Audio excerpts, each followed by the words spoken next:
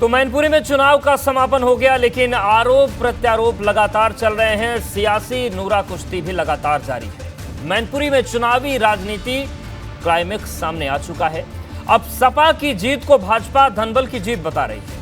Party का आरोप है कि सपा ने चुनाव प्रचार में गलत तरीके से 150 करोड़ रुपए खर्च कर दिए। मैनपुरी की भोगांव विधानसभा सीट से भाजपा के विधायक राम नरेश अग्निहोत्री सहित कई नेताओं ने सपा पर बेहद गंभीर और संगीन आरोप लगाए हैं। इस पर अब अखिलेश यादव ने भी पलटवार कर दिया है और इस पलटवार के साथ हिसाब बराबर हो गया है। उन्होंने कहा कि रुपए कौन पैदा कर रहा है ये सब जानते हैं। इसके साथ ही साथ उन्होंने ये भी कहा कि मैनपुरी का कोई ऐसा कार्यकर्ता नहीं बचा जिसके घर पुलिस न पहुंची हो। साम दाम दंड भेद का प्रयोग बीजेपी ने किया है, लेकिन यह आरोप दोनों तरफ से लग रहे हैं। क्या आप सिलाई सीखने के लिए हजारों रुपए खर्च करने के लिए चिंतित हैं? फ्रीडम ऐप को डाउनलोड करें, 40 घंटों का टेलरिंग कोर्स देखिए और खुद का टेलरिंग बिजनेस शुरू करें।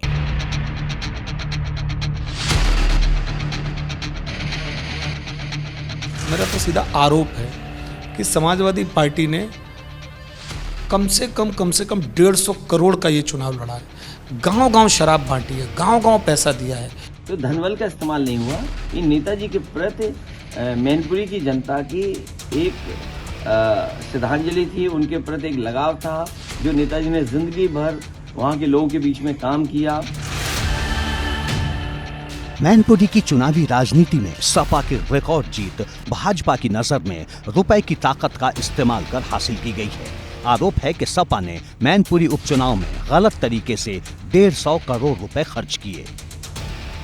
नहीं, कुछ गड़बड़ियाँ हुई हैं।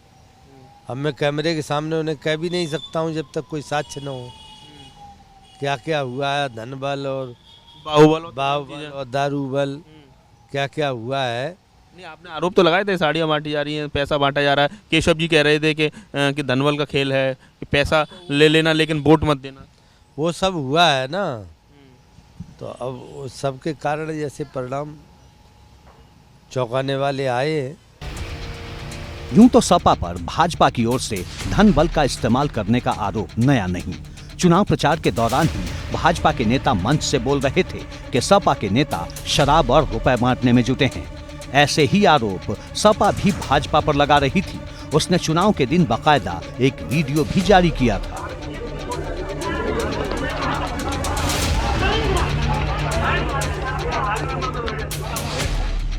अब चुनाव का चैप्टर खत्म हो चुका है, तो भाजपा ने आरोपों की शक्ल में विवाद का नया अध्याय खोल दिया है।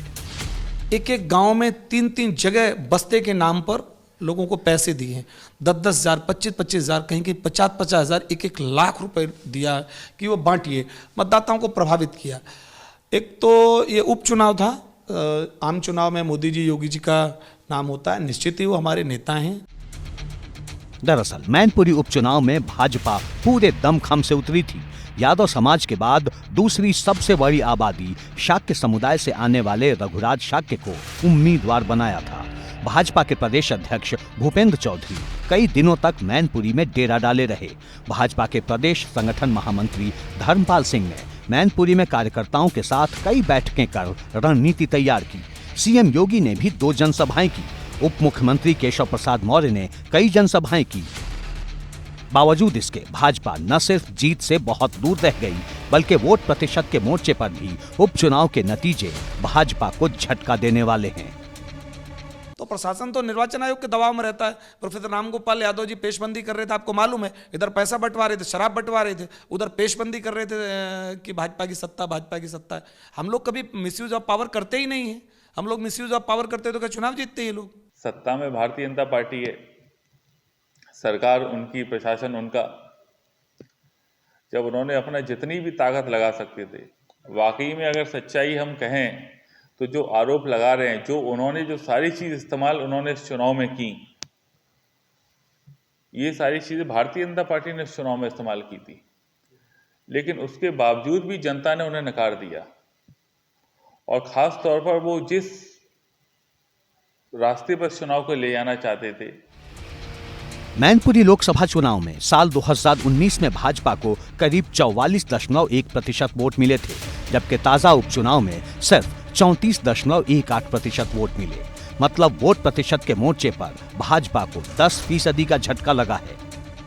माना जा रहा है कि भाजपा को मैनपुरी में मिले वोट प्रतिशत का ये आंकड़ा बेहद चुभ रहा है और वो सपा को घेरने के लिए आरोपों का नया पुलिंदा तैयार कर रही है। आरोपों की ये बौछार बयां करने को काफी है कि चुनाव भले ही खत्म हो गया हो, लेकिन मैनपुरी का घमासान अभी थमने वाला नहीं है। एबीपी गंगा के लिए मैनपुरी से नितिन उपाध्याय के साथ ब्यूरो रिपोर्ट। क्या आप सिलाई सीखने के लिए हजारों रुपए खर्च करने के लिए चिंतित हैं? फ्रीडम ऐप को डाउनलोड करें, 40 घंटों का टेलरिंग कोर्स देखिए और खुद का टेलरिंग बिजनेस शुरू करें।